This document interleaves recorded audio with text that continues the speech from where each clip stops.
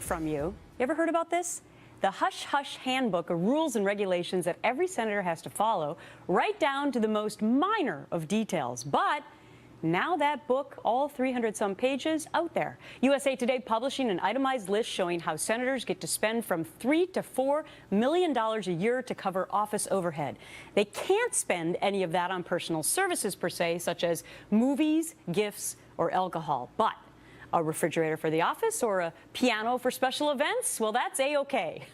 Julie Roginski has seen all this firsthand. She was a political advisor to the late Democratic Senator Frank Lautenberg. She's also a Fox News contributor. And David Avella is the president of GOPAC, a political training organization for Republicans. All right, some real talk here. What'd you see, Julie? Well, I did not work for Senator Lautenberg in the Senate. I worked for a different senator. But it's pretty amazing if people go down there, they actually can see what these senators have access to. Private subway cars, because God forbid you walk 100 feet from your office to the Capitol to vote. Private elevators, because God forbid you get on the elevator with a hoi polloi, i.e. your constituents, to go vote. Private dining rooms, even private hair salons that staffers, I must say, we did get access to, and they're very discounted, so that was nice, especially if you're not a very highly paid Senate staffer. But, you know. So you got your hair done there? I got my nails done, I think. I don't know if I trust my hair to a bureaucrat, but I would certainly trust my nails. I trust my nails. But I know you trust it to Fox News hair. 100%. Hair and makeup they're the best. Yeah. They're not bureaucrats. They're artists, of course. We've got the best. All right, David, first of all, I can't believe that this 380-page document has never been released before. But what does it mean to the average Joe out there, like you and me? Why should we care? Well, House Republicans have published their rules for many years. Maybe Senate Democrats should embrace the information highway that Al Gore created for them so that they could publish their rules as well. And why does it matter to average voters? There's a reason why we're at 14% approval rating amongst Congress. That's being nice. I think it's actually 13 or lower. Paid staff and relatives, right, as John McCain says. Yes.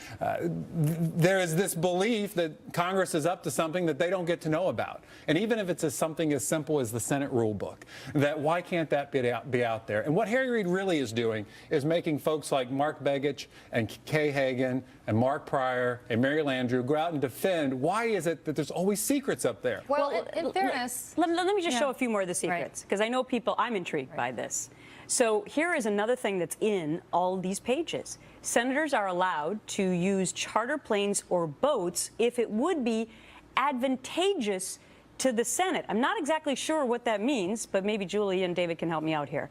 USA Today has reported that senators took nearly $1 million worth of charter flights last year at taxpayer expense. Now, we hear how much Air Force One costs, so $1 million may not be that much money, unfortunately, when it comes to charter flights.